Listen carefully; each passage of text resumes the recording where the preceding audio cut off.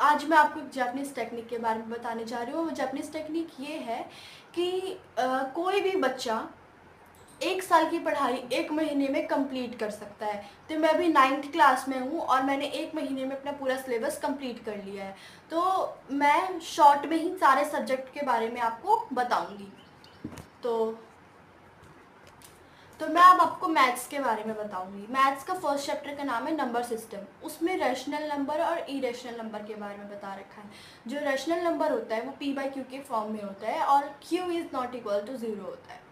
तो और उसमें ये बता रखे हैं, बहुत टाइप्स के इक्वेशंस बता रखे हैं। हमें रैशनल नंबर फाइंड करने के लिए बता रखा है, इरेशनल नंबर फाइंड करने के लिए बता रखा है, हमें टाइप्स ऑफ नंबर्स के बारे में एक्सप्लेन कर रखा है। ऑलमोस्ट इस चैप्टर में यही है। और सेकंड चैप्टर है हमारा पॉलिनोमियल्स। पॉलिनोमियल्स चैप्टर में हमारा जैसे कि वेरिएबल्स के बारे में बताया, जैसे A to Z हमारे जितने भी अल्फ़ाबेट्स होते हैं हम उसको वेरिएबल्स कहते हैं। उस पर एक्सप्लेन कर रखा है, आइडेंटिटीज़ दे रखी है उसमें, और उसके आइडेंटिटीज़ के ऊपर हमें क्वेश्चन सॉल्व करने को दे रखा है। ये है इसमें ऑलमोस्ट। और जो हमारा थर्ड चैप्टर हमारा कोऑर्डिनेट ज्योमेट्री। उसमें है हमारा कि उसमें हमारा कोऑर्डिनेट ज्योमेट्री मतलब कि ये कि एक y एक्सिस और x एक्सिस का जो लाइन होता है वो उसमें समझा रखा है। दो टाइप्स के लाइंस होते हैं, y एक्सिस और x एक्सिस। तो उसको हमें वहाँ पर कोऑर्डिनेट बनाना होता है। ये है उसमें पूरा एक्सप्लेन कर रखा है। उस पर क्वेश्चंस है और उसमें क्वेश्चंस भी बनाने होते हैं उसके ऊपर। और हमारा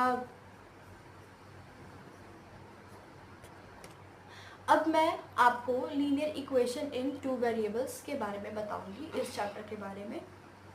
इस चैप्टर में भी इक्वेशंस दे रखे हैं, उसमें सॉल्यूशन बनाने के लिए दे रखे हैं। जैसे कि मैंने आपको बताया अभी कोऑर्डिनेट के बारे में बताया, पिछले चैप्टर में y एक्सिस x एक्सिस के बारे में बताया। तो उन सब लाइंस पे हमें कोऑर्डिनेट बनाना होता है और फाइंड करने के लिए देना होता है कि हमें और सॉल्यूशन फाइंड करके दिखाओ। तो उसमें हमें 2 सॉल्यूशन, जैसे चैप्टर का नाम ही है लीनियर इक्वेशन इन 2 वेरिएबल्स। तो इसमें लीनियर इक्वेशन और 2 वेरिएबल्स और उस टाइप के सॉल्यूशन को फाइंड करना होता है। फिर उसमें वैल्यू पुट करके हमें x एक्सिस और y एक्सिस पे पुट करना होता है। ये है उस चैप्टर में। और हमारा 5th चैप्टर है इंट्रोडक्शन टू इलूसिव ज्योमेट्री। उसमें हमारे जितने भी लाइंस हो गए, एंगल्स हो गए, उसके बारे में एक्सप्लेन कर रखा है, जितने भी टाइप के होते हैं, जैसे कि कॉम्प्लीमेंट्री एंगल, सप्लीमेंट्री एंगल, इन सब के बारे में एक्सप्लेन कर रखा है। और जो इसका जो 6th चैप्टर है वो 6th चैप्टर है हमारा लाइंस एंड एंगल। उस चैप्टर में ये दे रखा है कि जो हमारा लाइंस एंड एंगल्स के बारे में बता रखा है, जैसे कि जो हमारे जितने भी टाइप्स के जो एंगल्स होते हैं वो कितने डिग्री के होते हैं। उसमें 180 डिग्री, 360 डिग्री, उसका इंटीरियर एंगल, एक्सटीरियर एंगल सब एक्सप्लेन कर रखा है। और उस पर भी हमें इधर की वैल्यू फाइंड करो, मतलब एक्सटीरियर वैल्यू फाइंड करो, इंटीरियर वैल्यू फाइंड करो, ऐसे करके उसमें इक्वेशंस दे रखे हैं। तो अब मैं आपको बताऊंगी 7 चैप्टर के बारे में। 7 चैप्टर का नाम है ट्राइंगल। उसमें हमें ट्राइंगल्स के बारे में एक्सप्लेन कर रखा है, उसकी प्रॉपर्टी एक्सप्लेन कर रखी है कि जो उसका इंटीरियर एक्सटीरियर होता है, उसका इंटीरियर एंगल जो होता है वो 180 डिग्री का होता है, जो एक्सटीरियर होता है 360 डिग्री का होता है।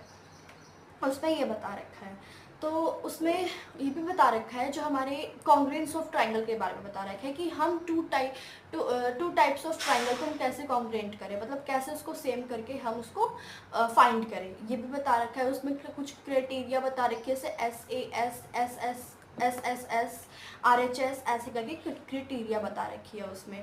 और फिर उसके बाद आता है हमारा 8th चैप्टर का नाम है क्वाड्रिलेटरल। उस पर टाइप्स ऑफ क्वाड्रिलेटरल बता रखा है, जैसे पैरेललोग्राम हो गया, वो 4 साइड्स का होता है, इसलिए हम उसको क्वाड्रिलेटरल बोलते हैं। जिस भी शेप का 4 शेप हो उसको हम क्वाड्रिलेटरल बोलते हैं। जैसे ट्रेपीजियम हो गया, उसका भी 4 साइड्स होते हैं। और जैसे कि वो 360 डिग्री का होता है, उसका प्रॉपर्टी बता रखी है। और उसमें भी हमें उसकी वैल्यू फाइंड करनी होती है, ये इसमें एक्सप्लेन कर रखा है। और अब आता है हमारा 9th चैप्टर।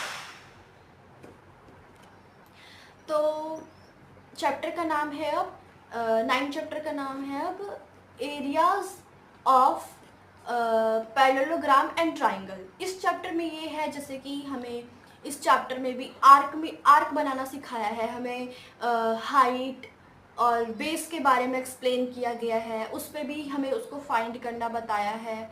और ऑलमोस्ट यही है इस चैप्टर में, हम कैसे कंस्ट्रक्ट करें, अगर लाइन मिड पॉइंट थ्योरम के अकॉर्डिंग हमें उस क्वेश्चन को सॉल्व करना होता है, ये है इसमें।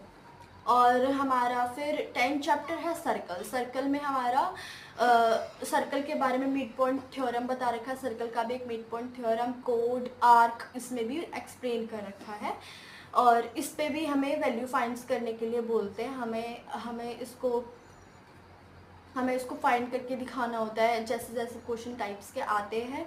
और इसमें भी 2 सर्कल्स को कॉन्ग्रुएंट करने के लिए आता है, और उसके भी कुछ आइडेंटिटीज़ बता रखी है, ये है इसमें। और अब हम करेंगे 11 चैप्टर का नाम है हीरोन्स फार्मूला। उस चैप्टर में ये है हमारा, जैसे कि उसमें हीरोन्स फार्मूला में ट्राइंगल के बारे में बता रखा है। उसमें भी ट्राइंगल जो हमारी क्राइटेरिया लगती है SSS SAS जो भी क्राइटेरियाज लगती है RHS, उसमें भी इस चैप्टर में भी यूज़ है। और इसका एक मेन फार्मूला होता है जो हीरोन्स फार्मूला होता है, इसमें ब्रैकेट में होता है S, बाहर S, फिर अंदर में S, ब्रैकेट में S -A, फिर दूसरे ब्रैकेट में S -B, फिर तीसरे ब्रैकेट में S -C, ऐसे करके इसका एक आइडेंटिटी होता है। तो अब मैं आपको बताऊंगी 12 चैप्टर के बारे में। 12 चैप्टर का नाम है सरफेस एरिया एंड वॉल्यूम।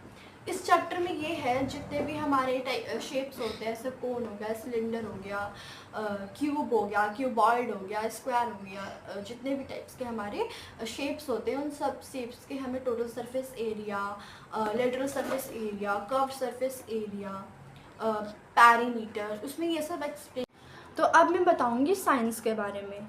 तो साइंस के बारे में भी मैं सारे चैप्टर शॉर्ट में बताऊंगी। तो फर्स्ट चैप्टर का नाम है मैटर इनर सराउंडिंग। उसमें ये बता रखा है कि जितने भी हम अगल बगल की जो चीज़ें देखते हैं वो